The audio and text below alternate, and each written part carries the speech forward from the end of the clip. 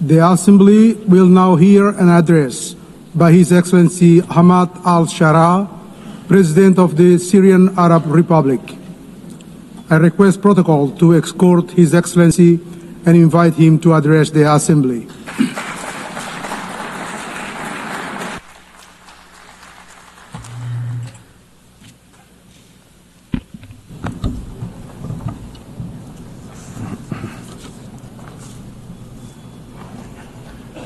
In the name of God, most compassionate, most merciful.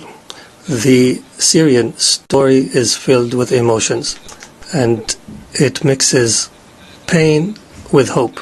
The Syrian story is a story of struggle between good and evil, and between the weak right cause that has no supporter except God. Our story is one of the lessons of history, and it is an embodiment of noble human meanings and values in this eternal struggle between good and evil. We find the Syrian story that tells a new chapter of the struggle, one filled with creativity and determination and patience and torture and pain and sacrifice and clinging on to noble customs and values and hard work and relying on God. All these are tools for truth against injustice and falsehood. Your Excellencies, Mr. Secretary General, Madam President of the General Assembly, Your Excellencies, may the peace of God be upon you. I come to you from Damascus, the capital of history and the cradle of civilizations, a beautiful country that has taught the world the meaning of civilization and the value of human beings and coexistence, to be a beacon for the world.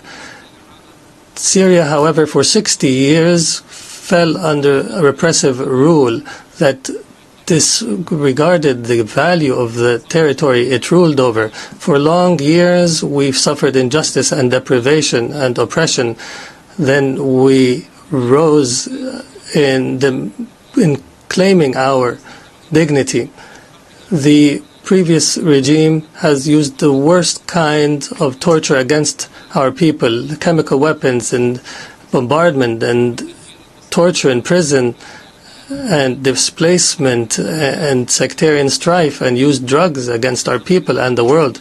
It has torn our country apart and brought forth fighters from around the world. The former regime killed around 1 million innocent people and displaced thousands and millions and demolished 2 million homes. Ladies and gentlemen, the unarmed people were attacked using chemical weapons. Our women and children have inhaled toxic gases, all this to silence truth. And with all this criminality, there was no language for solution, despite the offers. This people had no means and choice but to organize itself and to organize militarily to oust a criminal regime. It was a military operation that was filled with mercy and good and that prioritized tolerance and that did not target civilians. It targeted justice without vengeance. We restored our right and we became victorious for sake of our grievances. We were victorious for the mothers of martyrs and for all of you, people of the world, for the future of our children and yours. And we paved the way for the return of refugees, and we destroyed the trafficking of drugs. Accordingly, Syria has transformed from an exporter of crisis to an opportunity for peace for Syria and the region. Ladies and gentlemen, this unique Syrian achievement and the solidarity between our peoples have led us to try to uproot sectarianism and to fight against attempts to divide our country once again. But the Syrian people are aware enough to understand and to resist, we formed commissions for fact-finding and granted access to UN fact-finding missions. I guarantee to bring to justice everyone accountable and responsible for bloodshed. And in this context, Israeli strikes and attacks against my country continue, and Israeli policies contradict the international supporting position for Syria, which threatens new crises and struggles in our region. For this purpose, and in face of this aggression, Syria is committed to dialogue, and we're committed to the disengagement of forces agreement of 1974, and we call on the international community to stand beside us in the face of these attacks. Ladies and gentlemen, from the very moment the former regime fell, we set out a clear strategic policy built upon three pillars: balanced diplomacy, security, stability, and economic development. We filled the power vacuum, called for an inclusive national dialogue, and announced a government of competence. We strengthened the principle of participation and established a national commission for transitional justice and another for the missing, ensuring justice and fairness. We are now proceeding toward electing representatives of the people in the Legislative Council. We restructured civil and military institutions, dissolving all previous formations.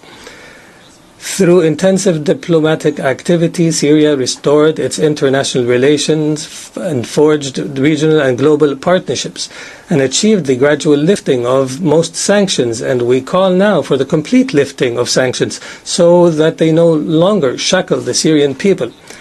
Investment laws have been amended, and major regional and international companies have already begun entering the Syrian market, contributing through investment and reconstruction. Syria today is rebuilding itself through establishing a new state, building institutions and laws that guarantee the rights of all without exception. A land of ancient civilization and culture deserves to be a state of law, protecting everyone, safeguarding rights, guaranteeing freedoms, and fostering life to flourish while turning the page of a wretched past. We are determined to restore Syria's glory, dignity, and honor. And in continuation of the Syrian story, I declare before you today the triumph of truth over falsehood. Truth has come and falsehood has perished. Syria is reclaiming its rightful place among the nations of the world. This announcement is the echo of a great people's will, a people who forged glory throughout the ages, who rose again from beneath the rubble to restore their rights and freedom and dignity. On behalf of the Syrian people, I extend gratitude to everyone who stood by the Syrian cause, who aided Syrians in their tragedy, and who welcomed them in their countries, and to all nations and peoples who rejoiced in the victory of the Syrian people's will. And I particularly thank Turkey, Qatar, the Kingdom of Saudi Arabia, and all Arab and Islamic states, the United States of America, and the European Union. And before I conclude, let me affirm, the suffering Syria endured, we wish upon no one. We are among the peoples most deeply aware of the horrors of war and destruction. For this reason, we stand firmly with the people of Gaza.